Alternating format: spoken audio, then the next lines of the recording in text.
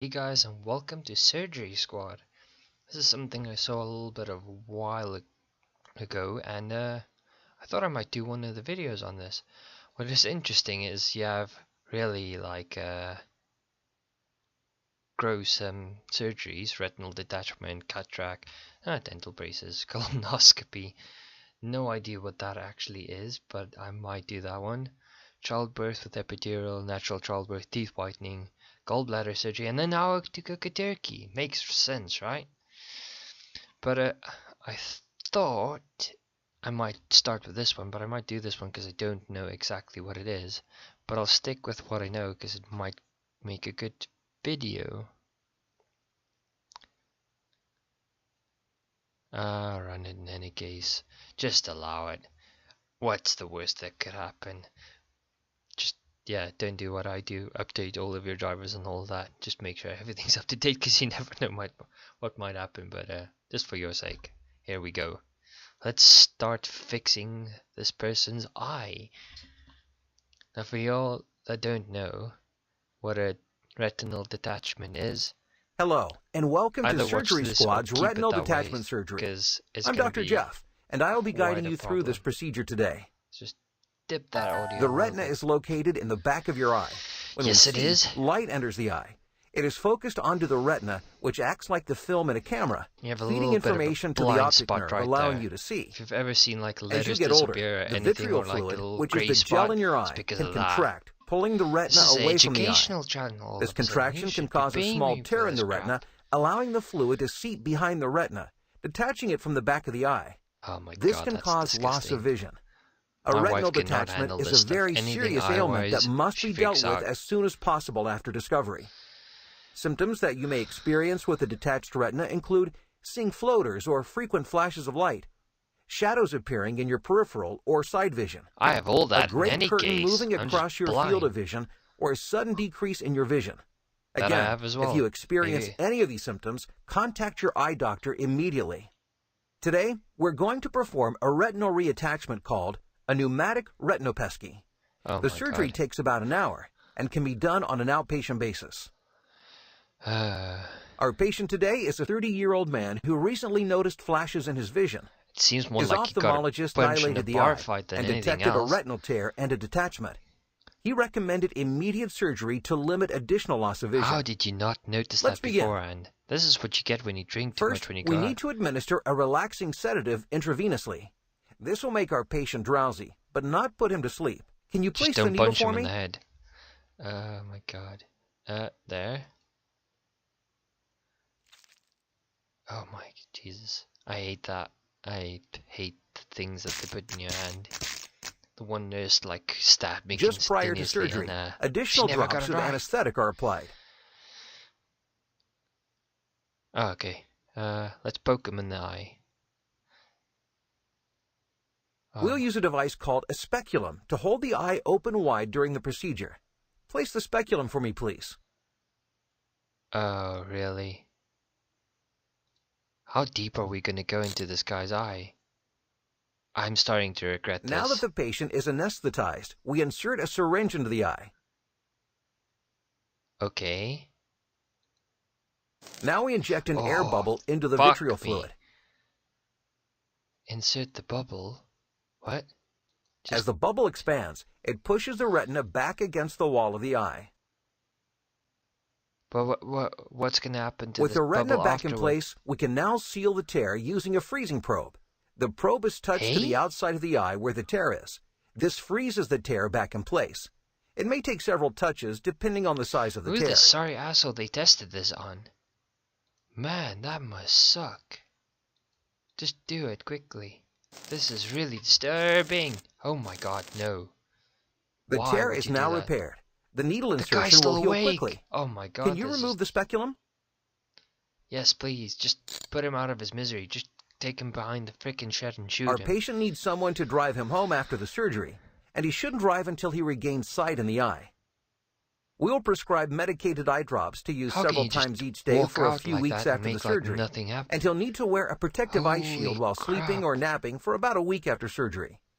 A special pair of post-op sunglasses also need to be worn to protect his eye from sunlight and other bright light as his eye recovers. Oh my God, that's way too funny. However, the biggest part of the recovery is head positioning. The bubble floats to the top of the eye, so the head must be positioned to keep the bubble against the detached portion of the eye. This means the patient must keep his head facing down, or the position indicated by his surgeon, for at least a week. What? Sight returns slowly to the eye over several months as the bubble must dissolve and be replaced by vitreal fluid. However, once the bubble dissolves, vision is usually restored to close to the previous level. Yeah, well, there's going to be some permanent You damage. did a great job today, surgeon. Thank you. While you're here, try one of our other surgeries here at SurgerySquad.com. Oh, no. The wisdom tooth extraction I can do, but no. I ain't doing that. Gastric nail? How bad could nails be, honestly? We're looking at a white screen. When stuff goes well for you. Okay, let's just go back. Rhinoplasty. LASIK eye surgery. Gastric bypass. Tonsillectomy. I've had my tonsils removed. I don't know how they did it. I want to find out.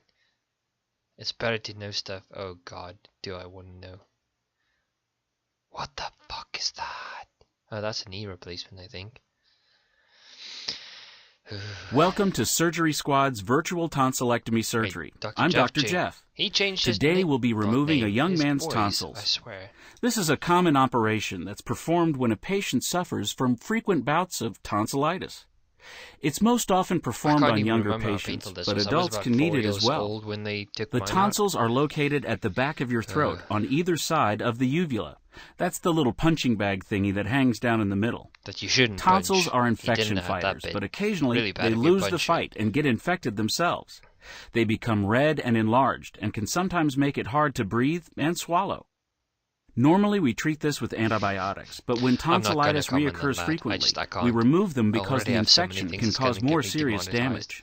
Our patient was given a sedative before being brought into the operating room, and the anesthesiologist will help put him completely under. Help me out and place a breathing tube in our patient's nose to assist with breathing while we operate. And up she goes. We need to get our patient's mouth open wide so we have room to work. To do that, we'll use a special mouth gag retractor that opens the mouth, depresses the tongue, and locks into position. Why don't you take a crack at that? Different type of website. Great job. That should give us plenty of room. Now we have to reach in and grab the infected tonsil with the tonsil forceps. We need to pull it to the side to expose the connective tissue. Can you do that for me? What? Really? Nicely done. Holy hell. With the tonsil extended out, we need to place this electrocautery device at the tonsil's base. The device uses high-frequency current to cut away tissue and seal off the blood vessels at the same time. Oh, yeah. They burn everything close. By removing the tonsils this way, we reduce bleeding and allow the patient to heal faster.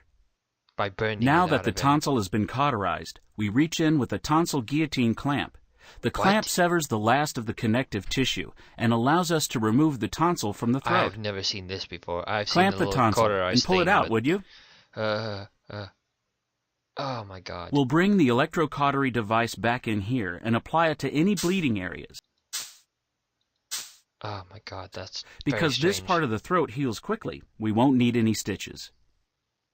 Now we repeat our steps on the other side of the throat. Extend the other tonsil. Just like the other side, we'll cauterize this tonsil to release it, while keeping blood loss to a minimum. And then blood loss is the biggest issue here, honestly. That sound, though. And finally, we need to remove the tonsil. Why'd you let go then, you dumbass?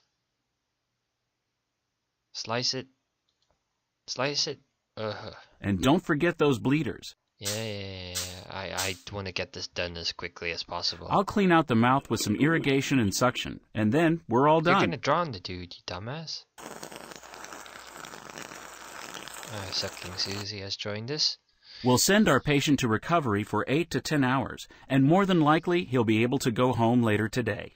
Once he's sent home, our patient will be put on a course of antibiotics. Luckily, he didn't see He'll need to keep hydrated with cold water or sports drinks. And if he gets hungry, he can have cool, soft foods like fruit pops, gelatin, sherbet, pudding, and of course, ice cream. Getting a little hungry? Yeah, I do. Thanks for stopping by SurgerySquad.com. While you're here, check out some of my other spectacular surgeries. They'll always stand the test of time, unlike my hairline. Okay, since I've disturbed myself enough today, I think I'm gonna call it there. If you guys want to see more, just watch the video. If it gets more than 3, 4, 5 views and a like, I'll make another one. I know I shouldn't. I'm gonna regret it. I'm already slightly sick. But you know, if you like it and you like watching it, it's well worth it. So yeah, I hope you enjoyed. I definitely didn't, but you know, there's that as well.